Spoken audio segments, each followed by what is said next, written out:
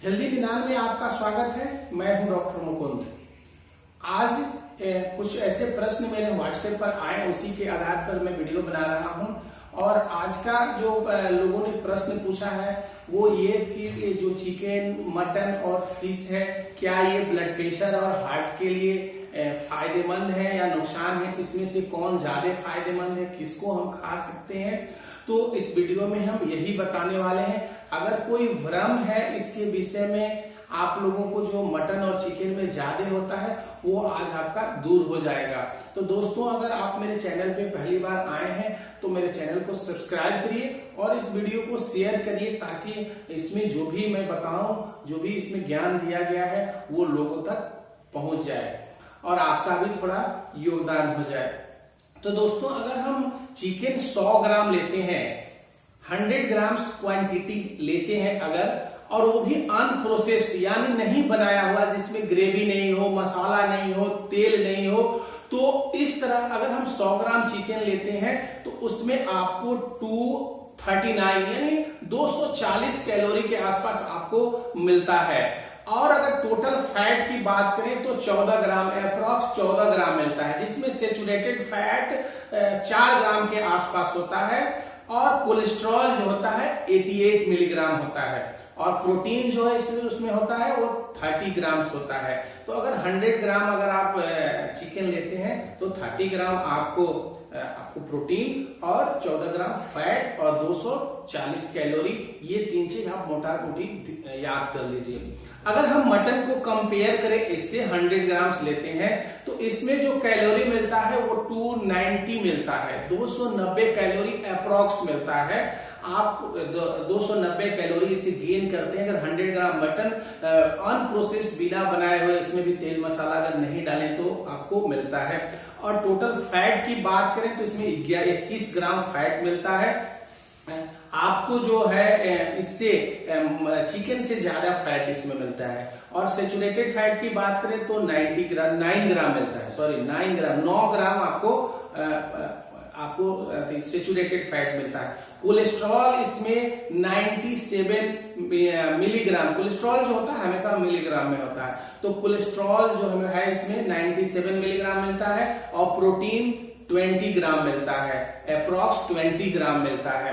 तो अगर nutritional value chicken और मटन का कंपेयर करें तो चिकन में प्रोटीन ज्यादा मिलता है, फैट कम मिलता है, और मटन में फैट ज्यादा मिलता है, प्रोटीन कम मिलता है। यही बेसिक डिफरेंस है। लेकिन इतना भी डिफरेंस नहीं है कि आप लार्ज क्वांटिटी में खा सकें। तो ये आपको जानना बहुत जरूरी है कि अगर आप वेट को कंट्रोल कर रहे हो, वेट लॉस करना चाहते हैं, या अपने ब्लड प्रेशर को कंट्रोल करना चाहते हैं, या हार्ट डिजीज से दूर रहना चाहते हैं, तो आपको चिकन और मटन को अवॉइड करना ही होगा।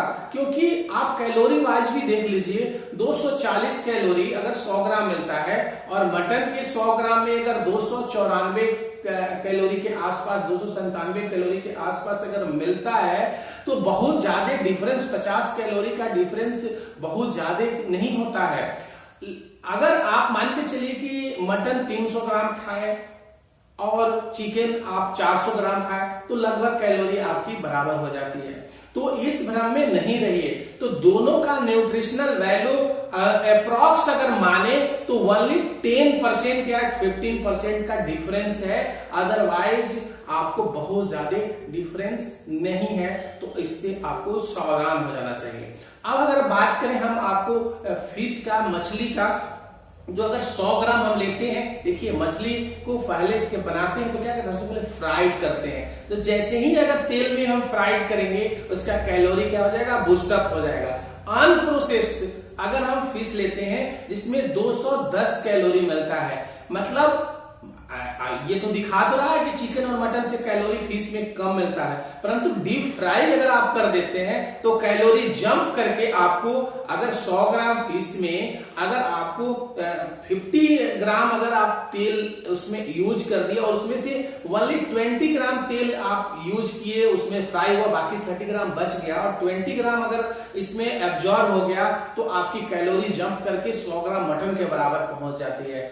तो 100 ग्राम अगर आप फिश लेते हैं और वो भी अनप्रोसेस्ड, तो आपको 210 कैलोरी मिलती है।